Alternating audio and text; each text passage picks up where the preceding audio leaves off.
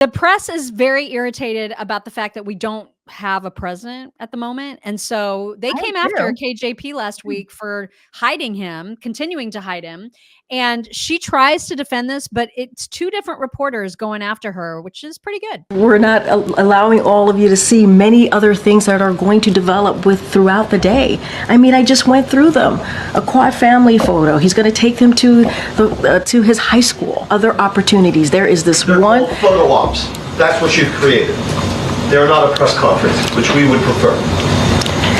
And what I was going to suggest is what baffles people in this room, especially for those who are watching this and wondering why on earth do we harp on these kinds of things. What baffles us is this is a president who from day one committed to be the most transparent president possible, who has given speeches at various events saying that he stands for and respects the freedom of the press.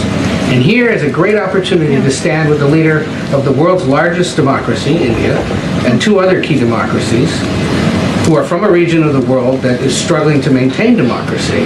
Why not face questions from reporters in a free press? Yeah, I mean, listen, okay, we're supposed to give him props for doing that because I think the natives are restless because he's like, he told us he was going to be transparent and then now he's not. It's like, listen, too little, too late, dude. You should have been asking these questions back in 2021. You're a pathetic loser. All of you are pathetic losers. The only one that's been asking these questions has been Peter. And everybody else has been silent. So screw you. I hate this. I hate that now at the 11th hour, they're starting to ask questions.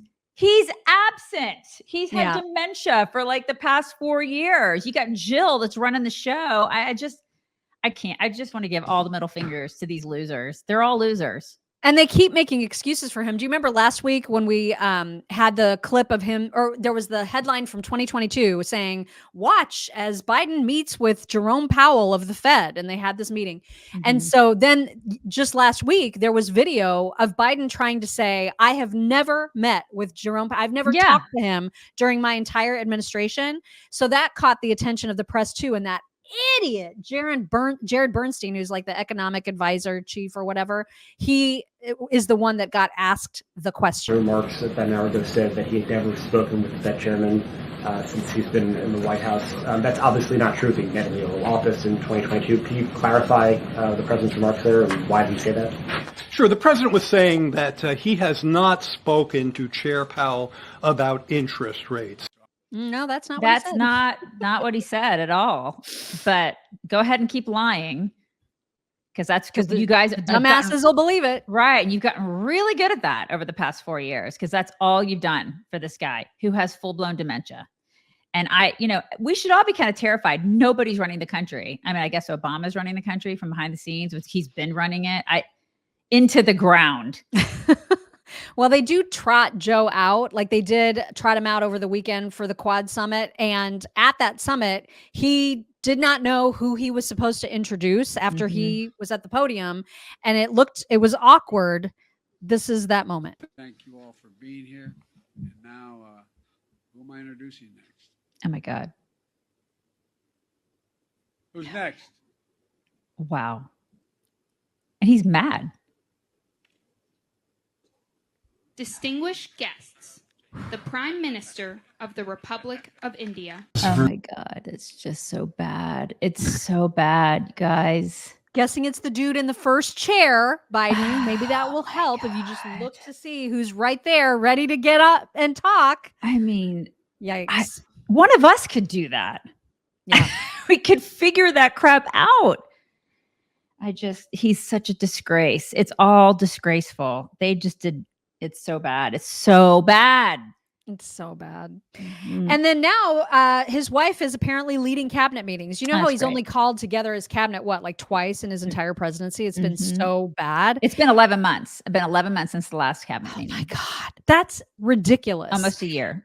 And so this is sort of unprecedented, but he passed the torch over to Jill, and I guess she's leading him now. Jill has joined us, and it goes to show how important the issue is, which she's about to speak to the both of us. Today, at the top of our meeting, Jill's going to give an update on the House initiative, White House initiative, to fundamentally change the approach and fund how we approach and fund women's health services. So I'd like to turn it over to Jill and for any comments she has, and it's all yours, kid. Thank you. Oh my God. Sometimes the White House surprises you.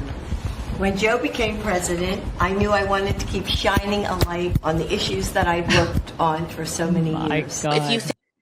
Okay, first of all, who calls their wife kid? That's freaking creepy. That's creepy to me. Your mileage may vary, but that's freaking weird.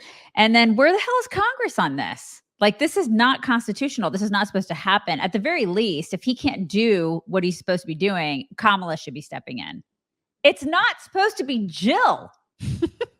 And she's like, oh, I'm delighted to do this. You know, she loves the power. You know how she is. Mm-hmm. This is not okay. So why aren't people on our side of the aisle that are in charge, that we pay to do things? Why aren't they stepping in and saying, this is not okay? They represent us. Like, you guys, this is actually not okay. It's not constitutional for her to be doing this.